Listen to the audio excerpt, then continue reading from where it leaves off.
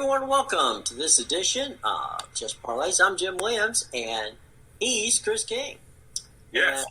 And as you can see, it's Just Parlays because we just put it up there. So there you go. Just in case you were, confused.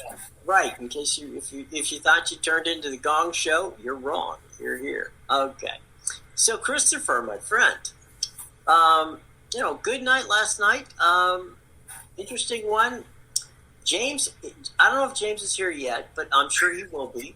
Robert Morris out in Moon Township, right outside of right outside Pittsburgh International Airport, did not have the night that James was thinking they were going to have. Well, no, we warned him that, you had to contain Antoine Davis and Detroit Mercy, and Detroit, Davis went for 26, Detroit Mercy went 79-62. It's one of those times when you don't hate to say I told you so, but since he was all excited about how Belmont didn't cover the other day, I guess turnabout's fair play. And, except I didn't bet on Belmont to cover the line. I just thought that Belmont would win the game. He actually put money on Robert Morris on the money line. So I feel bad for him in that front. But, when you say a team doesn't deserve to lay points because they're on the road and because they're 4-11 on the road, that doesn't take into consideration who they played. Robert Morris was only 4-6 at home. What makes them so great? Well, when you're under 500 at home, no, there's no. Great is not a word that enters the vocabulary in that particular situation. And Joaquin's here. John's excited because it's IUPUI Day. John, I'm wondering did you go and try out to be a member of the Jaguars down the stretch? Are you going to fly out there and fly out to Indianapolis, play for Matt Crenshaw's team? They've got 7 games left before the tournament will inevitably be bounced out in the first round. But, if you haven't heard, IUPUI needs players. If you want to make up that you're attending the school there and you want to play, feel free because they're down to like 6 guys. They've got, from what we understand, right? It's like a casting call for a movie. So, you want to go out there and play. Hey, James, just out of curiosity, what position would you play if you played at IUPUI? Are you a point guard? Are you a shooting guard? Are you a forward, center? What are you? All right, so I'll tell you what. We'll make that a little bit of a poll question for the gang right there. First of all, smash the like button and hit subscribe so that James understands that, we're taking care of our business here. Because we want you to like us and subscribe. We're likable people, so by all means. Speaking of likable people, we have a lot of likable people, and many of them are involved with our friends at good old Caesars. Now, Caesars Sportsbook has a really cool offer for those of you who, like us, like winners and whiners, okay? And as you know, only Caesars Sportsbook can give you the kind of rewards that Caesars has, all right? So here's the deal. Deal's pretty simple. They're going to match your first deposit with a free bet up to $1,500 when you deposit at least $50 and use our promo code, which is Windsor, okay, winners. So new signups, they're going to match your first deposit with a free bet up to $1,500 when you deposit at least $50 and use that promo code winners, okay? All the information in the show box below. And remember that the great offers we talk about here on Winners and Whiners, you must be 21 years of age to play, and always, always, always wager responsibly, okay? Well, there you go, Jim. Breaking news coming to us from unknown entity. James Harden was traded today. Traded just moments ago to the Philadelphia 76ers. In exchange, you'll see none other than Seth Curry, Ben Simmons, Andre Drummond, and a couple of first-round draft picks going back to Brooklyn.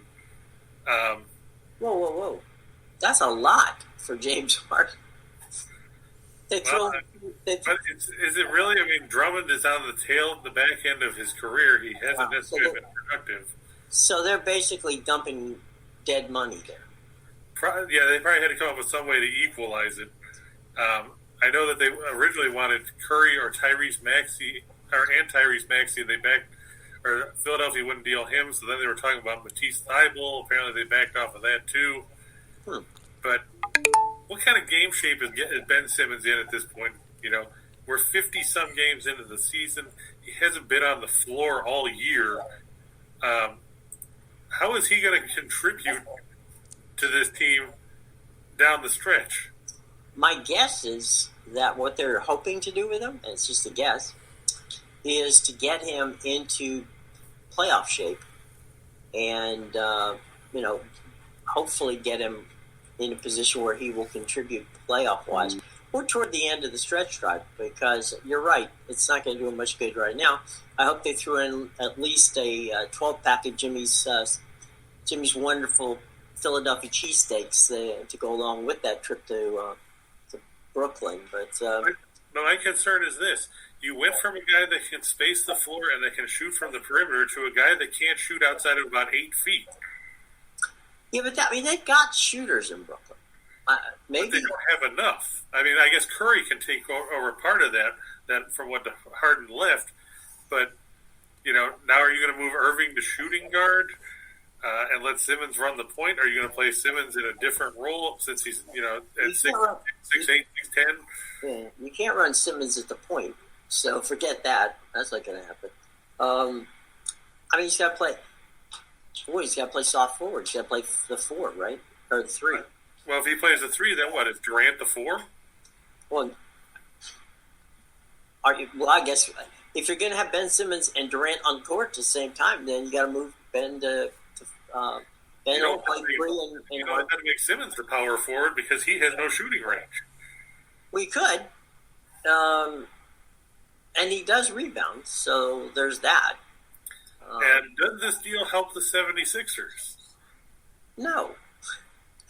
To an extent, yeah, it gives him James Harden. But how much better are they? That's what I'm curious about, because this is now the second team that Harden's forced himself off of in the last couple of years. Right. So is he going to be a malcontent now in Philadelphia if things don't go his way there? Obviously, he's due to be a free agent at the end of the season. It was an extension already talked about with Daryl Morey and the organization. I mean, there's a lot of questions there if you're Philadelphia. Well, yeah. Part of Harden's situation is he had a no-trade clause. Okay? Right. He had to approve where he went. I guess he approved. I guess he said, well, I'm living in Jersey anyway. I can go 80 miles. It's not going to hurt me. So from that standpoint, I don't know. I mean, usually we don't find out. Well, first of all, they can't talk about an extension. They, meaning Philadelphia, couldn't talk about an extension to Harden if he's not on the team. Right. So that part of it, I don't know. Maybe, perhaps, they said to the general manager in Brooklyn and said, tell you what, here's the deal that we're offering, which would include a sign and perhaps work on a extension for this, that, and the other. Maybe that's what tipped him over the idea of saying, signing off on the deal. Ben Simmons would have driven to Brooklyn just to get out of Philadelphia, if nothing else, just to sit in the front row. So, yeah, I think I don't know. It's one of those trades where you just don't know what the heck's going to happen. It could turn out to be really good, or it could be a total flaming disaster. In your opinion, which team do you think wins this deal? I'd rather have James Harden, personally. I see, Joaquin says that the 76ers just got better with that trade. What do the rest of you guys think? Do you think that, Simmons is going to help the Nets, or do you think that Harden's going to push the 76ers over the top in the Eastern Conference? Which, I mean, let's face it, it's still a very clustered Eastern standings at this point. I don't know, I'm going to go with Philly. I think Philly got the best end of this deal. They got Harden, they got rid of dead money, and they got rid of Ben Simmons. So, well, I mean, yeah, it does get that headache issue out of the way. Other trades that happened this morning, Goran Dragic was traded from Toronto, so he'll go to San Antonio, who will probably buy him out, and then he'll become a free agent to sign somewhere else. mm-hmm. And then there was a 4-team trade between the Bucks, the Kings, the Pistons, and the Clippers, where Serge Ibaka went to Milwaukee. Marvin Bagley III went to Detroit. Dante DiVincenzo went for the Kings, along with Josh Jackson and Trey Lyles. And Semi Ojeleye and Rodney Hood will go to the Clippers. Now, I don't really see what this deal does for the Clippers. Basically, you've got a couple of guys that were sitting out or playing out the bench. Same thing with Sacramento. They got 3 guys that, weren't really big contributors offensively for anybody.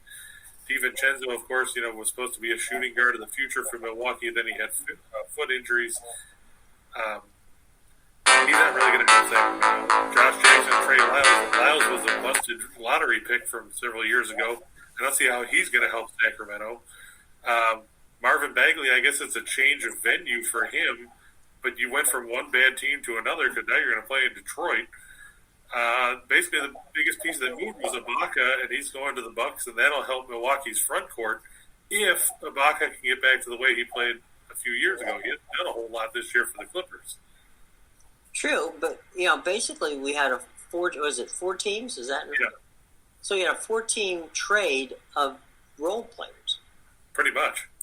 So the biggest piece was Bagley because he was the second or third overall pick a couple of years ago. Yeah. But it'll be interesting. That's weird. I will tell you that the teams. Something tells me the Lakers they're gonna do something. I don't know what it is before the end of the day, but something. Brooklyn already pulled the trigger on that trade. I don't see how it makes Brooklyn better, but okay. I'll trust them on that. I don't know. Anybody else you're looking forward to seeing? You think? I mean, I think the Lakers are in panic mode. I honestly think they do. Yeah, I mean, the Lakers really disappointed me last night. They fell to Portland, and I mean, not only did you lose to Portland, you lost to a Portland team that didn't have Damian Lillard, that traded C.J. McCollum, right? That's traded Norman Powell, so they have a bunch of nobodies out there, and you still lose by 2. I mean. Right. I keep hearing Westbrook might get traded, but who wants to take on that salary for a guy that fires up more bricks than a mason? Well, I don't know what the Lakers' cap space is, but money's not an issue with the Lakers. But we spent time yesterday talking about how Portland was quote unquote supposedly the team of the future and how they disappointed. They go in, they beat the Lakers. I don't know. I mean, the trade the Clippers made moved the needle in no direction. And now you've got the situation with the Lakers. I just think the Lakers are going to make a splash move. I don't know who it's going to be. I don't know. I don't know if they can make a splash move. I mean, they're already over the cap substantially. I mean, you figure between Westbrook, James, and Davis, those cap numbers, you're eating up 75-76% of the cap with those 3 guys alone. Yeah. So in order to do that, you're going to have to either move one of them, or you're going to have to move some combination of Talen Horton-Tucker and Kendrick Nunn and some other guys, because those are the only 2 other guys that are making more than the league minimum. Right. Well, okay, we'll see. This is where creative cap situations become very important. So we'll see, but it's definitely. There's no way in hell the Knicks will win anything if they get Russell Westbrook. What are they going to do? Trade Kemba Walker for him? Who wants to trade? Elliot says Westbrook to the Knicks, and the Knicks will win it all with it. Elliot, we love you as a person, buddy, but I don't know what you're thinking. Okay, this is not. Have you seen the Knicks play? And what do you mean, great pick from young Scott Walker about Team USA? We talked about Team USA beating China yesterday on the show before Scott and Scott were even on the air. Right. They hadn't even thought about Olympic hockey. We even gave you Nathan Chin, and that was before it happened. Yeah, I mean that was Jim all over figure skating. Yeah, that was my bonus figure skating pick. Come on, James. it wasn't luck. Robert Morris played terrible basketball, and that's why they lost by 17 points. And not only did they lose by 17, they lost by 17 at home. There's no luck involved. I warned you that for Robert Morris to win, they had to stop Antoine Davis. They didn't. When you don't stop the guy that leads the nation in scoring offense, you're probably going to lose. That's what happened. I mean, they were down 10 at the half. They didn't get any closer than 8 in the second half. So it's not like they made a sustained push. They allowed Detroit Mercy to shoot 50.9% from the floor. They were 13 to 31 from beyond the arc. Robert Morris turned the ball over 16 times. They lost the rebounding battle 35 to 22. I don't see any luck involved there. I mean, you basically got whipped. It wasn't a good day, as we said, in Moon Township. All right, speaking of changing to the hardwood, let's go to the college ranks, where we're going to see an interesting game tonight. Well, hold on, Jim. I got one more thing to say, James. Oh, go ahead. As Jesse the Body Ventura used to say, better lucky than good. In this case, Robert Morris was neither. They were not lucky. They're still 5-11 on the road, but they've won 2 in a row. Robert Morris is 4-7 at home. Jeez. Let's go to Murray State and Tennessee State. This one. Coming to you from the Ohio Valley. Yeah, the OVC. Now, Murray State, they've been on a roll. I mean, let's not take anything away from them. That's why there's such a prohibitive money line on this game, as you see. Murray State's 22-2 and 12-0 in the Ohio Valley. Tennessee State is 10-14 and 5-7 in the conference. Tennessee State 6-4 at home. Murray State 7-1 on the road. The Racers 11th in scoring offense at 81.2 points a game. They're 31st in rebounding with 39.5 boards a night. 21st in field goal percentage, 22nd in two-point shooting, and 92nd in three-point shooting. Meanwhile, Tennessee State struggles on the defensive end of the floor. They're 255th in scoring defense, 256th in field goal percentage defense, 263rd in two-point defense. And, Murray State, they're not just an offensive team. They get it done on the defensive end of the floor. They're 31st in scoring defense at 62.9 points a game. That gives them a scoring differential of better than 18 points a night. 64th in field goal percentage defense at 40.8%, 23rd in three-point defense. Tennessee State 1-6 against the spread in their last 7 on Thursday. They're 0-6-1 against the spread in their last 7 after a straight-up win. And Murray State has won 7 straight in this series. That includes a 67-44 win at home in the first meeting this season on January 13th. Of those 7 wins, 5 of them have come by at least a dozen. I look for Murray State to take care of business, to go to 23-2 and put a real stranglehold atop the Ohio Valley Conference as they get another win here. And, with Belmont and Murray State playing tonight, more about that later, they could basically, depending on how things shake out, they could put a real hold on the game, because if Belmont wins, they and Morehead State would both be 11-2. They both 2 games behind Murray State in the conference. And everybody else is pretty much out of the running. Well, as usual, the OVC is going to have. That might be a 2-bid lead this year. I mean, it should be. I mean, when you look at the records, you've got Murray State's 22-2, Belmont's 20-5, Morehead State's 19-6. I mean, you're not talking about any slouches in this conference by any stretch of the imagination. And, it'd be nice to see a mid-major conference like that get a couple teams as opposed to squeaking in the 8th or 9th team from the ACC like Syracuse, which we see all too often. Right. Way too much. By the way, for those of you out there waiting for the madness to begin, March Madness, circle this because it's a rarity. March Madness will begin on St. Patrick's Day. Woohoo. That is what you call a total interesting day, all right? Already we know that people don't work on the first day of March Madness. Throw St. Patrick's Day in, and you're going to have... It'll be even funnier if Notre Dame plays on that day. Oh, no question about that. Okay. All right, so from Murray State and Tennessee State, we move on our college slate this afternoon. You know what's coming, Jim. IUPUI. Yep, IUPUI versus Indiana, Purdue, Fort Wayne, the Mastodons. Favored by a small truckload. In this one, we just talked about how basically you could suit up to play for IUPUI. And when I say you, I mean each and every one of our viewers. Just go out to Indianapolis, tell Matt Crenshaw you need a uniform. You probably have to enroll first, but yeah, that shouldn't take long. I mean, IUPUI 2-19 overall. Their 2 wins over Spalding and East-West University. They couldn't get North-South University on a short week. They're 0-10 in the Horizon. IPFW, they're 13-10 overall. They're 8-6 in the conference. The Mastodons are 10-2 at home. The Jaguars are 0-8 on the road. The Mastodons 142nd in scoring offense, 72.8 points per game, 107th field goal percentage, 51st in 2-point shooting, 36th threes per game with 9.3, and they're 11th in free throw shooting. Meanwhile, let's talk about the horrible numbers offensively for IUPUI, which would only get worse from here with getting guys out of the student body. It kind of reminds me of the 1991 movie, Jim. I don't know if you saw it. Necessary Roughness. Yeah. With the Texas State Armadillos. Right. The death penalty and having to get players out of the student body to play football. Right.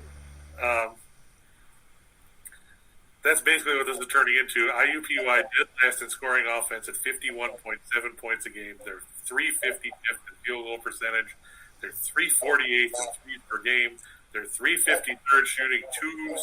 They're 337th shooting free throws. I don't think these guys could make 3 consecutive baskets in a layup drill against air. I'm not putting a ton of faith in them here. They're 4-17 against the spread in their last 21 after scoring less than 50 points. They're 1-5 in their last 6 on the road after 3 or more games at home. They're 0-4 in their last 4 after an ATS loss. And the Mastodons are 5-0 against the spread in their last 5 at home against teams with a losing road. John talking about how great IUPUI is, he said, quote, even my store purchase from IUPUI got most of the man. Oh, that's funny. That's funny, John. IUPUI, you're pretty much, as Carl from Aqua Teen Hunger Force used to say on the Scott Van Pelt show, your stone cold lock of the century of the week. Right. Yeah, but how do you bet against a team called the Mastodons? I mean, seriously, that's one of the better, names of of a mascot. That and what was it? The Kansas City. Yeah, the Roos, our favorite, team from Australia via Kansas, City. So the Mastodons. I see John's asking about William and Mary taking on Towson. I know it's a lot of points, but let's face it, William and Mary has not been good this season. The Tribe coming in 5-19. They just are coming off a 22-point home loss to UNC Wilmington. Before that, they lost by 23 at home to Charleston. It doesn't really bode well for them here. Towson, as bad as they played against Northeastern, that was a road game.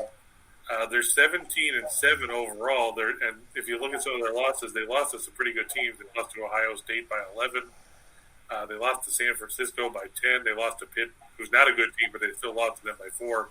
And that is a power conference team. You look at the first meeting on the road, Towson beat William and Mary 91-69 on January 17th. I think I would probably still lean towards Towson here, especially playing at home. They're 8-2 on the year. Pat Scary's had a good season for the Tigers. Last year they struggled. They were just 4-14. Nice bounce back year for them. They're 8-2 at home. I think that Towson, should get the win here for William and Mary, who's just 1-2 on the road to go with that 5-19 record. Towson has a pretty good. Actually, it's a very beautiful new gym. It's been I think it's been open now for about 5 years or so, and they've got a good student body, good following. So. I forgot that's still up in your neck of the woods there too, Jim. Yeah, they're good. They're working to build a very good sports program, across the board from football to basketball, And of course, without question, everybody in this neck of the woods, it's all about lacrosse, and so they got a decent lacrosse thing. So we're going to have when lacrosse season begins, we're going to have to, hone in on some lacrosse points here. All right, so let's go from because he can tell us about lacrosse too. That's true. Get Mike Tirico here. All right, so we're going from college to hockey, and got some good hockey for us tonight. Yeah, we had a good night on the ice last night because we talked about Detroit and Philadelphia, how that game was going to pan out. We saw the Red Wings beat the Flyers 6-3. Who would have thought Detroit would score 6 goals? Yeah. I sure as hell didn't. I thought it would be a lower scoring game, but, you take what you can get. And we told you that Calgary would beat Vegas because Vegas was coming off the second game of back-to-back, and I think they forgot to get on the plane when they left Edmonton because that game was over after 20 minutes, and they ended up losing 6-0. Right.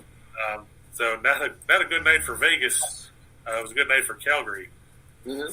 We'll look to keep that momentum going. We'll start in Boston, where the Carolina Hurricanes, they were an underdog last night when I originally put this together, but the line moved quickly with some announcements late last night, early this morning. Carolina minus 140 in this one. Carolina's 31-10-3, Boston 26-15-3 on the year. Boston 15-9-1 at home, but the Hurricanes 15-6-2 on the road. It's going to be Frederick Anderson 24-6-1 with a 2.08 goals against, a 9.27 save percentage, and 1 shutout for Carolina. Linus Ullmark 16-6-1 with a 2.64 goals against and a 9.13 save percentage. For Boston, Carolina is 5th in the league in goals per game at 3.45. They lead the league in goals against at 2.41. Meanwhile, Boston's in the middle of the pack in both categories, 16th in goals per game, 14th in goals against. Carolina is 8-0 in their last 8 games with 1 day of rest. They're 22-6 in their last 28 on Thursday. They're 13-4 in their last 17 against teams with a winning record. They're 23-8 in their last 31 in the third game of a 3-game and 4-night situation. For Boston, of course, Tuukka Rask decided to hang up his skates yesterday. We wish him well. Even I wish him well, even though he was a pick of the Maple Leafs, never played for him because we traded him to get Andrew Raycroft, and that was a horrible deal. Also, Patrice Bergeron is out with an upper body injury. He sustained in a collision with Sidney Crosby Tuesday night. And Brad Marchand suspended for what seems like the 37th time in his career. He's suspended 6 games after he had deliberate attempt to injure penalty at 19:35 in the third period against the sucker punch Christian Gary and then tried to hook him with his stick. Marchand's really got to figure out if he wants hockey or if he wants to go into ultimate fighting or something, because this is just ridiculous. With the number of suspensions he's taken. It's impacting the team. Now you're minus 2/3 of the top line. Who's going to step up and help David Pasternak over the next 2 games? Bottom line is, if they don't get it done here, Carolina gets the win on the road to bounce back from those 2 losses there this week. Yeah, I got 2 words for Marchand: anger management. I don't even know if that would work. Yeah. Well, I'll tell you what, Boston's going to have to figure something out real quick, or he's going to find out that he's another AB, But anyway. Also, other hockey news, Jim, in the last couple of days, we've seen 2 more coaches get fired. Montreal fired Dominique Ducharme the other night. Martin St. Louis is going to take over on an interim basis. And this morning, the Edmonton Oilers, after losing back-to-back games to Vegas and Chicago, have fired Dave Tippett. I don't know if the issue is Tippett or if the issue is the fact that, they have mediocre goaltending. Right. I mean, let's face it, the Oilers, they started the year strong. They're 5-12-3 since December 3rd. Mm-hmm. I don't think you can blame that all on him. After all, at the time of his firing, Tippett's record with the Oilers, 95-62-14. There's a lot of guys who would kill to have that record that still have a job. He might get a job before the season's over. There's no question about that. Yeah, the fourth Tippett becomes the 4th Oilers coach to be fired since Connor McDavid was drafted 1st overall. Well, though I haven't heard anything about Connor McDavid being, a coach killer. So that's what I mean. But there's no continuity. Right. You keep dumping guys because But the bottom line is they've gone the other way of what Vegas did when Vegas was an expansion team. Like we said, they built from the net out. Vegas is building Edmonton's building from the front back, but they haven't gotten there yet. Right. It's like they haven't crossed the blue line. Right. That's their problem. Yeah, exactly. Yeah. Did you say St. Louis got the job in Montreal? Yeah, Martin St. Louis has the job on an interim basis at least. I'm very interested in seeing how that turns out. It can't pan out any worse than what we've seen. This is true. So again, how much of that is Ducharme's fault? And how much was Marc Bergevin's fault with the team that he constructed? I mean, they gave Carey Price that huge extension a few years ago, and he's done nothing. Some of their best players that they had in the playoffs last year, Cole Caulfield, busted out, went to the minors, and none of these other guys have done anything. No, but I'm just I've always thought he might be a decent coach if given the opportunity. So we'll see. Like you said, it's it's hard to do worse. So that's exactly. All right. From Carolina and Boston, we go to Pittsburgh and Ottawa for the Canadian Tire Center, where there'll be roughly about 12 people in attendance. How that's different from a typical Ottawa game, there isn't. It's just, this is mandated by the government, so they can pan it off on that. Penguins 28-11-8, Ottawa 16-22-4. The Senators coming in off that win over Carolina on Tuesday, where they led 4-0 after two periods, and then nearly let it slip away as it ended up 4-3. Ottawa actually 9-11 won at home. I mistyped that. That's what happens when you type late at night. Pittsburgh 15-5-3 on the road. Tristan Jarry, he'll be back in net after getting beat up after the bell, so to speak, by Marchand. He's 24 with 221 goals against, 925 save percentage, and 3 shutouts. Matt Murray 5-6-2 with 2 goals against, 914 save percentage, and 1 shutout for Ottawa. Pittsburgh is 9th in goals per game with 3.32. They're 4th in goals against at 2.57. Ottawa in the bottom 10 in both categories. They're 23rd in goals for, 22nd in goals against. The Penguins are 4-0 in their last 4 on the road. They're 10-2 in their last 12 as the road favorite. They're 8-2 in their last 10 against the East. Ottawa 15-37 in their last 52 against Metropolitan Division teams. They're 2-6 in their last 8 on Thursday. And the Penguins are 4-1 in the last 5 meetings between these teams. Look for the Penguins to prevail and get the victory. All right. Well, let's just keep on moving on. Let's go to the hardwood. Right, and we're going to go to Detroit, where the Pistons host the red-hot Memphis Grizzlies. We've talked about Memphis being on a roll of late. They've pushed right up there, right underneath Golden State and Phoenix in the Western Conference standings. Memphis 38-18 overall. The Pistons 12-42. Detroit 8-18 at home. So think about this: Memphis has 1.5 times as many road wins as the Pistons have victories this season. I'm just the money line. Yeah, well, I mean, it's better than the Murray State line that we talked about. Yeah, that's what I'm saying. It's half the Murray State line almost. Yeah. Memphis is 3rd in scoring offense at 113.1. They're 15th in field goal percentage, 23rd in three-point shooting. The Pistons, they're bad on both ends of the floor. We bear that out here. They're 25th in scoring defense, giving them 111.9 points a game. They're 27th in field goal percentage defense. They're 29th in three-point defense. Offensively, they're 29th in scoring offense. They're 29th in field goal percentage. They're 29th in three-point shooting. All I can say for Detroit is thank God for the Oklahoma City Thunder being worse than them, or else they'd really feel bad about themselves. Memphis 8-0 against the spread in their last 8 after scoring more than 125 points. 8-0 in their last 8 against teams with a losing streak record. Detroit 1-7-1 against the spread in their last 9 at home against teams with a road winning percentage better than 600. And they're 0-4 in their last 4 on one-day arrest.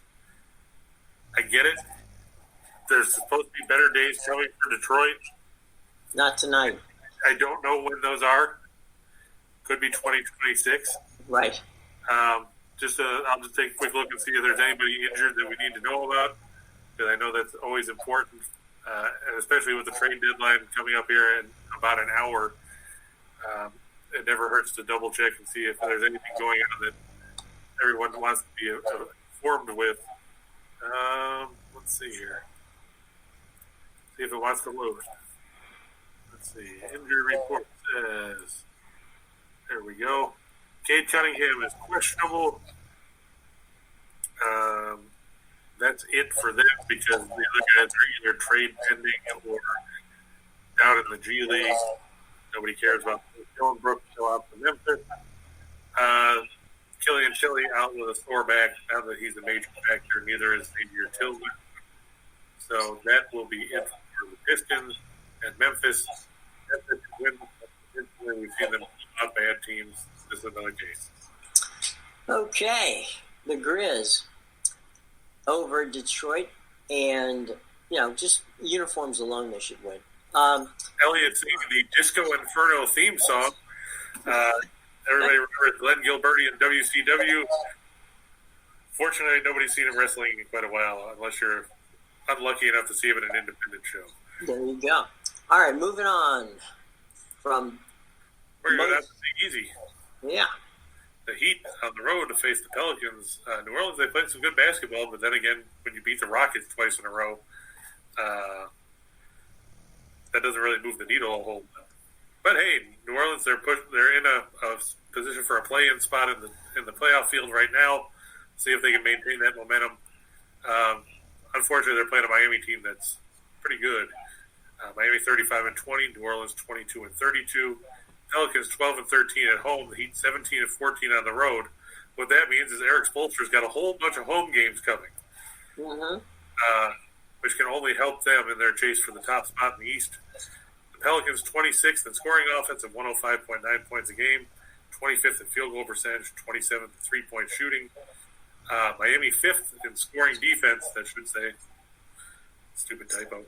6th in field goal percentage defense, 15th in three-point defense.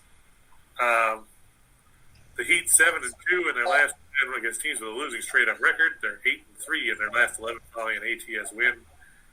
They're 7-3 in their last 10 on the road. The Pelicans 2-5 against the spread in their last 7 against teams with a winning percentage of 600. And the Heat 5-1 in the last 6 meetings in New Orleans.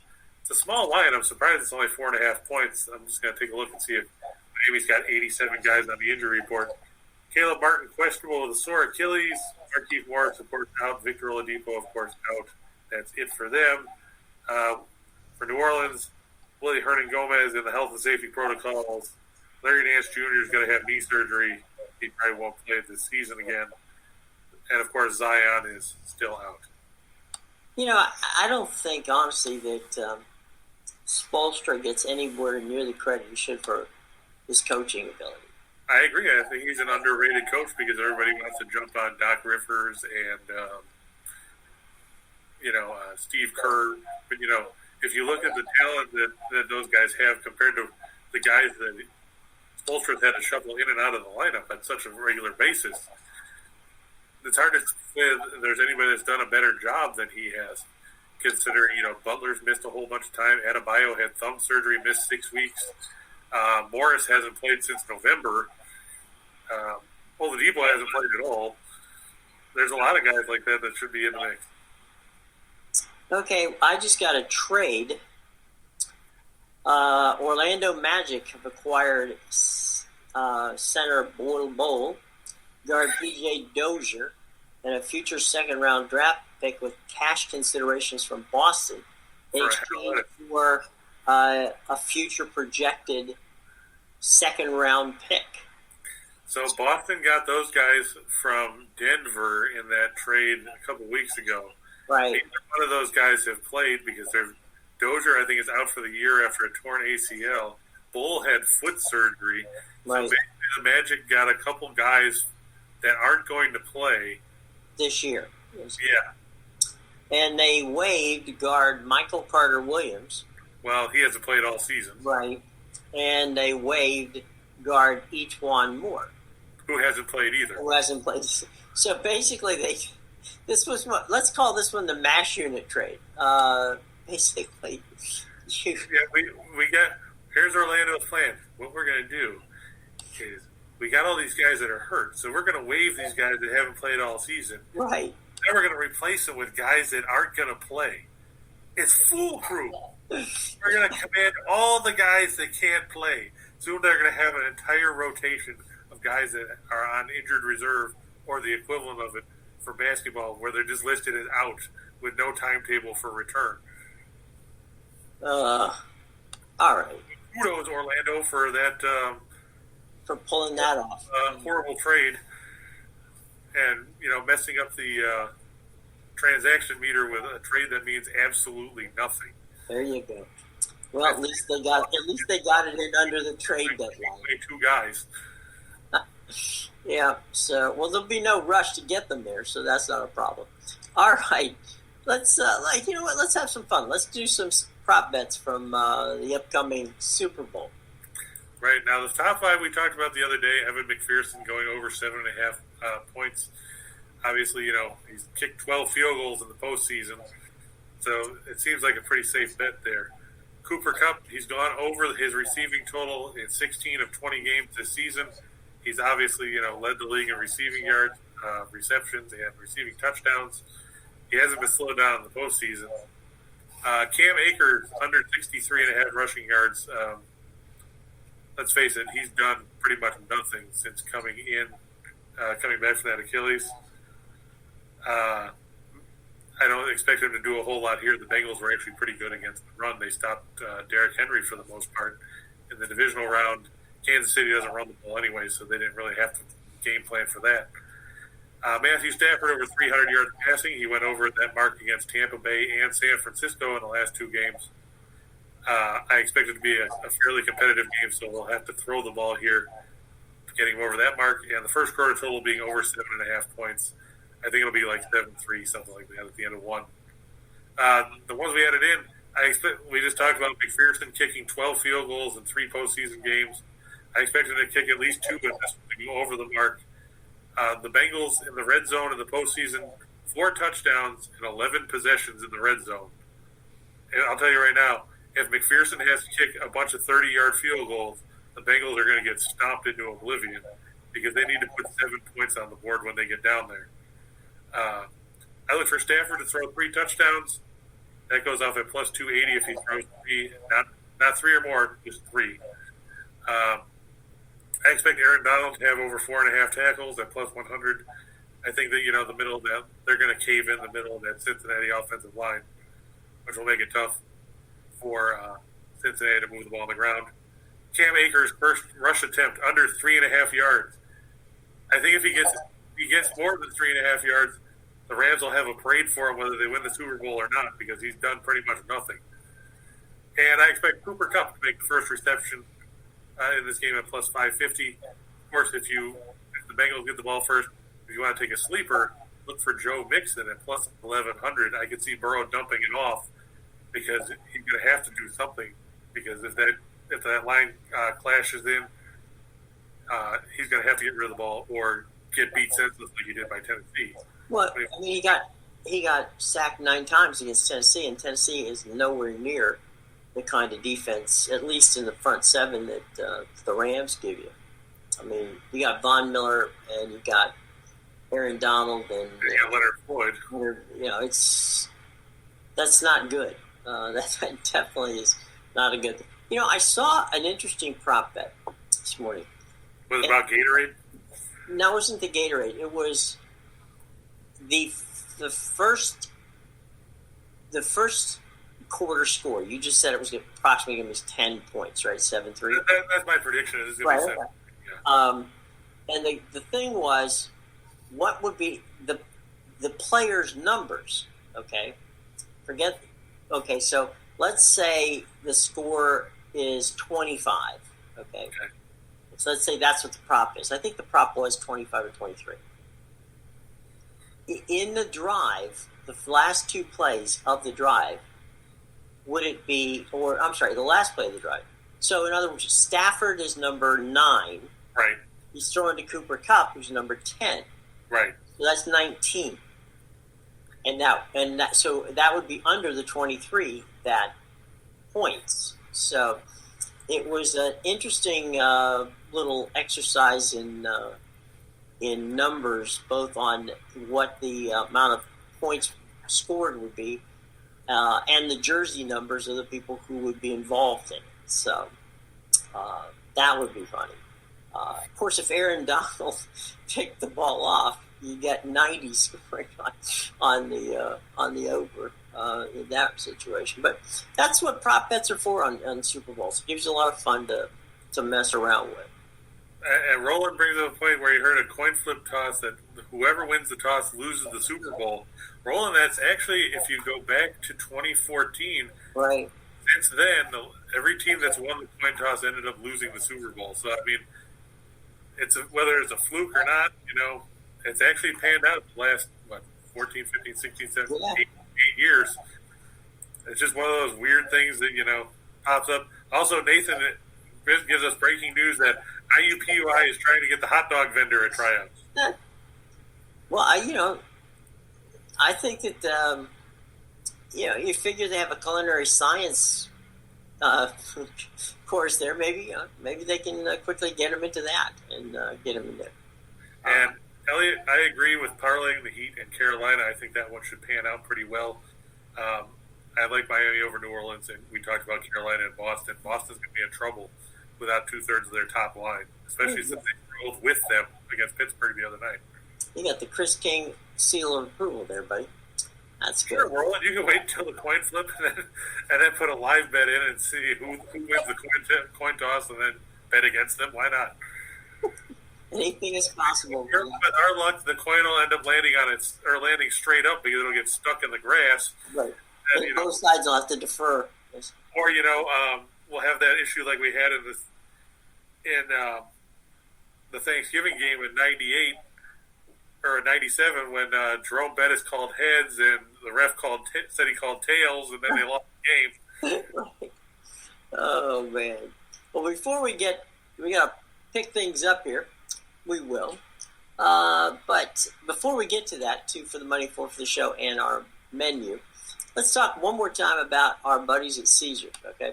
Caesars Sportsbook, with their new mobile app, and this is very important that you must do that bet off the mobile app, has a fun promotion just for those of you who like us here at Winners and Wonders, and that special promotion is this. They're going to match your first deposit with a free bet up to $1,500 when you deposit at least $50 and use promo code WINNERS. So WINNERS right there, and that's spelled interestingly. Be sure to spell it correctly.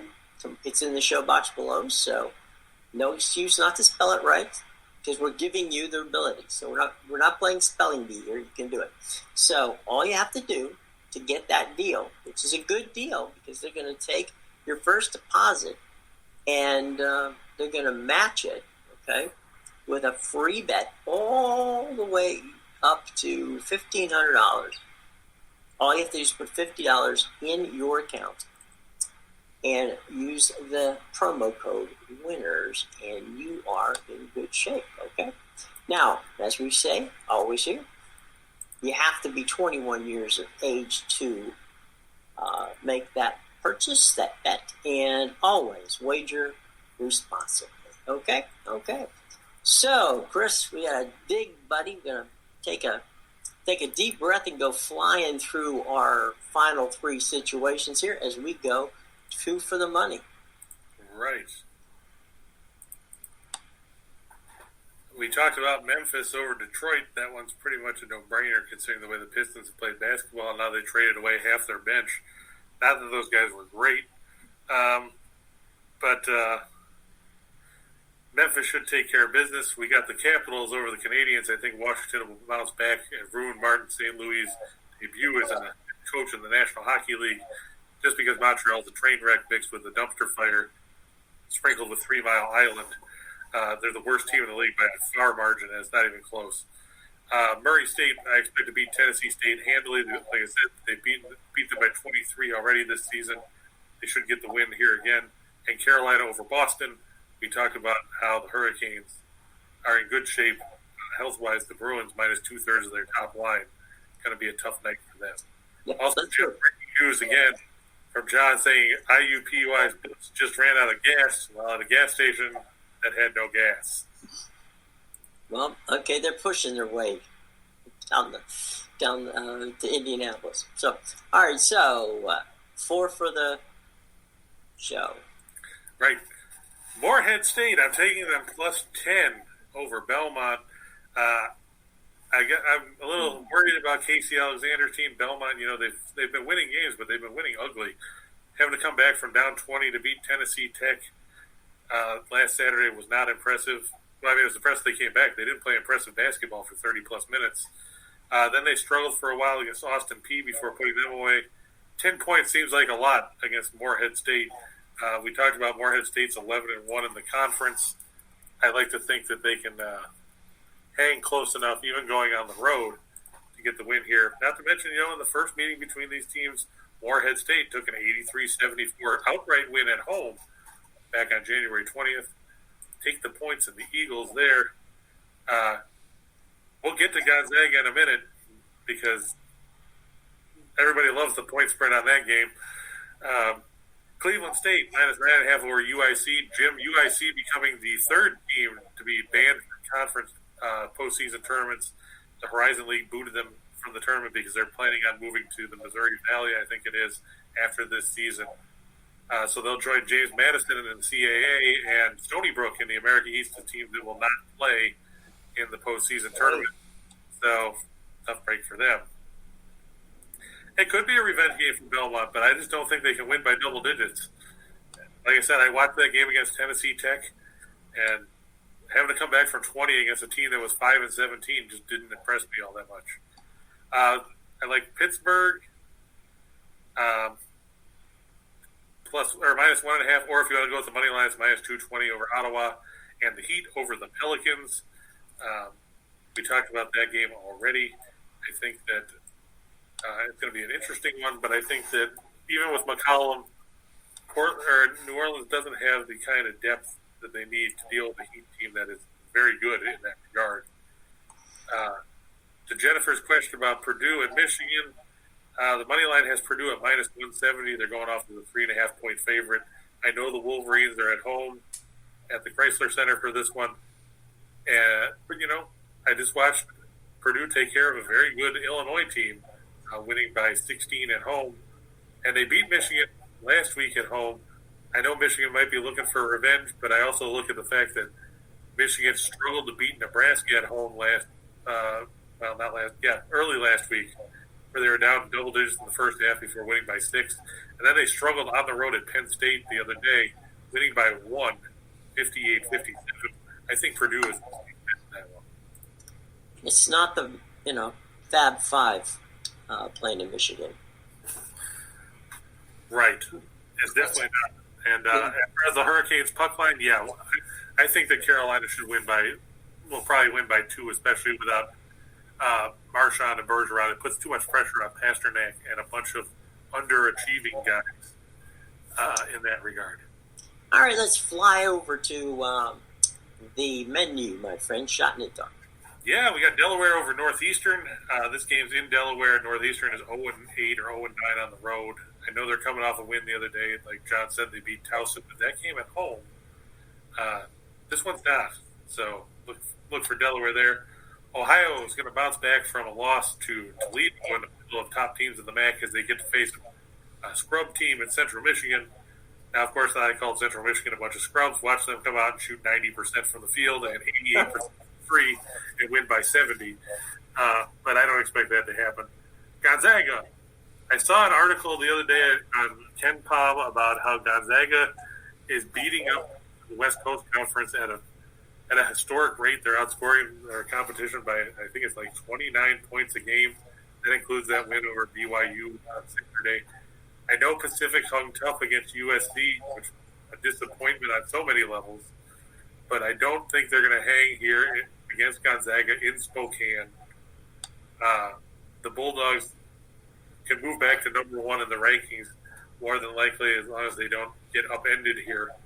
I look for them to absolutely obliterate Pacific and win convincingly at home. I mean, let's face it, the cover that Pacific had the other day against USC was their first cover on the road this season. Ken Palm has a projected win by 35. Could get worse than that. Arizona minus 6.5. They're going to go on the road to Frio Court and Pullman against Washington State. Surprised the line's that low. I mean, Washington State, they played some good basketball, but they did struggle to beat Cal the other day. I think Arizona, they shrugged off the slow start against Arizona State to get the win. I think they'll do that again, take care of Washington State. Tampa Bay, Colorado, you got a chance for some real offensive fireworks there. I look for that to go over 6. There's just too many weapons.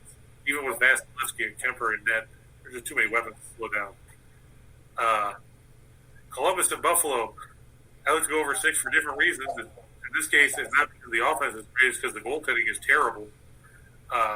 Let's face it, Buffalo's played about 35 different goalies this year, and Columbus wishes they had 35 goalies to play because the ones they have haven't been that good.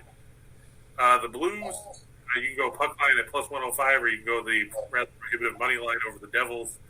The Devils, sure, they beat Montreal the other day 7-1, but they tend to not follow those up here. Golden State minus 9.5 over the Knicks. Roland, it does concern me that they didn't score 100, but they did face a Utah team that is pretty tough on the defensive end of the floor, even without Rudy Gobert, who missed the last several games with a calf injury. And you're facing a Knicks team that's not necessarily offensively inclined. I think that the Warriors should take care of business, especially with that being at the Chase Center and the Knicks playing as poorly as we've seen them play of late. The Mavs over the Clippers. The Clippers continue to reach with Serge Ibaka. It'll be interesting to see who the Clippers left in uniform, besides the recently acquired Norman Powell and Robert Covington. Of course, Paul George, Kawhi Leonard out. You won't see Tim Hardaway or Porzingis on the Mavs, but they still got Luka Doncic, and he can do a lot of things on his own. And the Raptors played the second game of back-to-back. I look to run their win streak to 8 games. They take on the Lonely Rockets. They beat the Thunder yesterday by 19. I think they'll get the win here. Okay, that brings us to final questions. Anybody? New Orleans. Jennifer's asking about New Orleans, Longwood, and Georgia Southern. Oh boy. Let's see. New Orleans. Jennifer always comes with these multiple choice questions here. I've got Texas A&M Corpus Christi. New Orleans beat Corpus Christi on the road last week by 9. It's going to be interesting to see if they can repeat it, or if we'll see Corpus Christi play better in the second half than they did in that game. I'm kind of leaning towards New Orleans because they're playing at home here.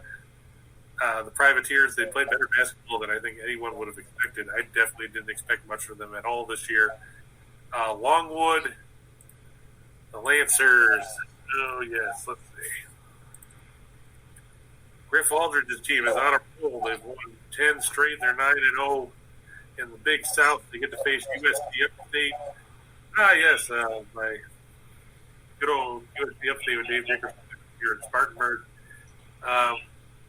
It'll be a good test for Longwood, but I think, again, playing at home is going to be a big advantage for the Lancers in that one, because USC Upstate has had their struggles on the road.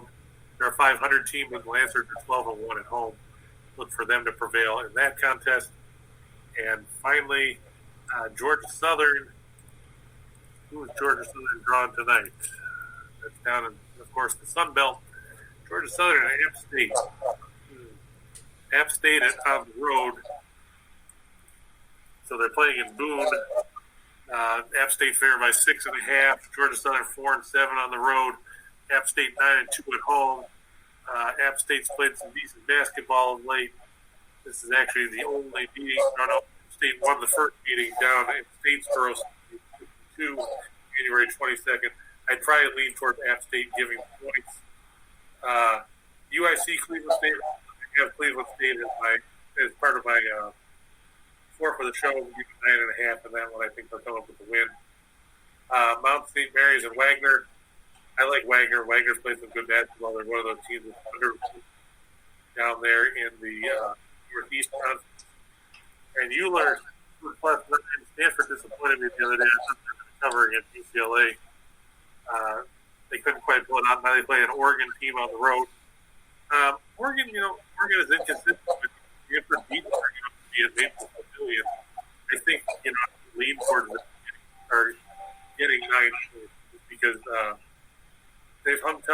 we just watched Oregon struggle to beat Utah. They only won 80-76. The Utes are terrible in conference. They're just 2-12. Quick question from Roland. Yeah, I would lay the points with Wagner. I just don't trust Mount St. Mary's. They're 4-8 on the road. Wagner's 8-1 at home. You look at the fact that the Seahawks have played some great basketball this season. We talked about not against LIU. We talked about against Central Connecticut. We talked about against Merrimack in recent weeks. Wagner, they're good on the glass. They're good defensively. They work the ball inside. They take good quality shots. But Sheer Mason's got a good team out there. I think that you'll see Wagner win. After all, they're two division where the seat in Penn State. So you're talking about losing our conference teams. Everybody else they beat. That includes a 14-point win on the road at VCU. And we know the Rams are no slouches, especially in their own building. By the way, Roland, in case you missed it, we did have Towson over William and Barry. Correct. And GASO, I'm sorry. Yeah, that's Georgia Southern. There we go. Yeah, Iowa and Maryland. Yeah, Iowa's given 3.5. They just beat Minnesota by 12. Before that, they lost 3 out of 4. Maryland has lost 3 in a row. They lost to Indiana, Michigan State, and Ohio State. I don't think that Danny Manning's team is going to have a whole lot of luck against Iowa here, especially with Purdue losing Sunday. Take the Hawkeyes. Yep. All right, boys and girls. Tomorrow is Friday, and it's heading into a Super Bowl weekend. So we're going to do a Super Bowl show for you. And we're going to have a guest. And it'll be a surprise guest, not only to you, but to us as well. It's going to be Ric Flair. What was that? It's going to be Ric Flair. Could be. You never know. Stranger things can happen. But we will have a guest, as we always do on Friday. And so if you got your questions, because we're going to do some props tomorrow, we're going to have some fun. Get your questions ready. And we'll be back here at 1:30.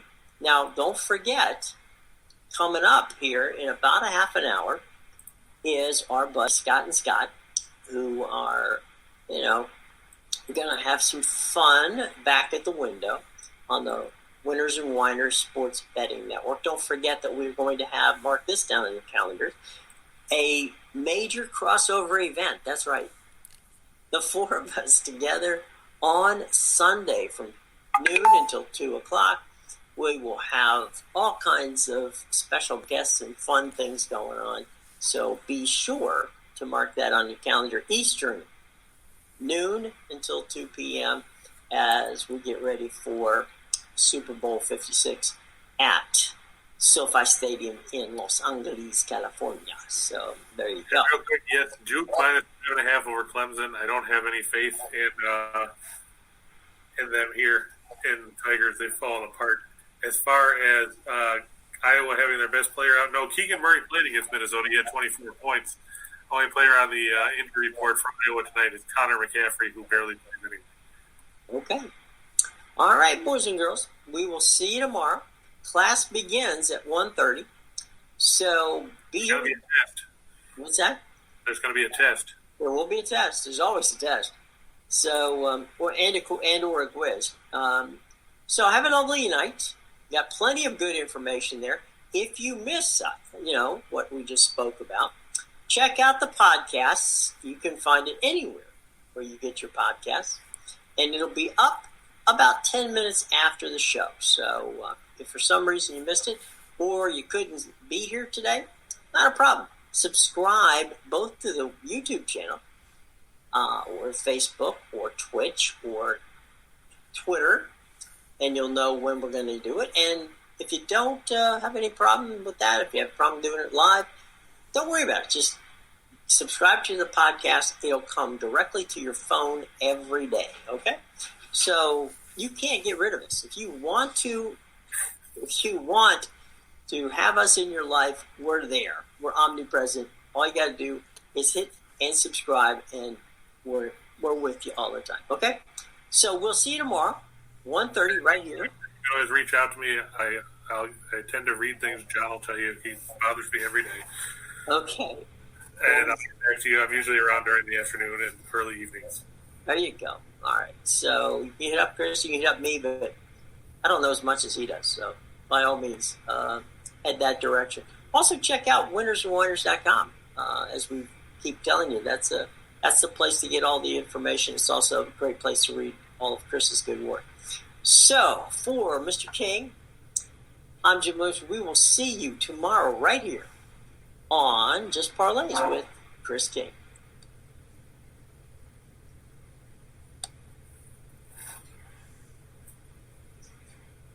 Hang on, folks. We promise. There we go.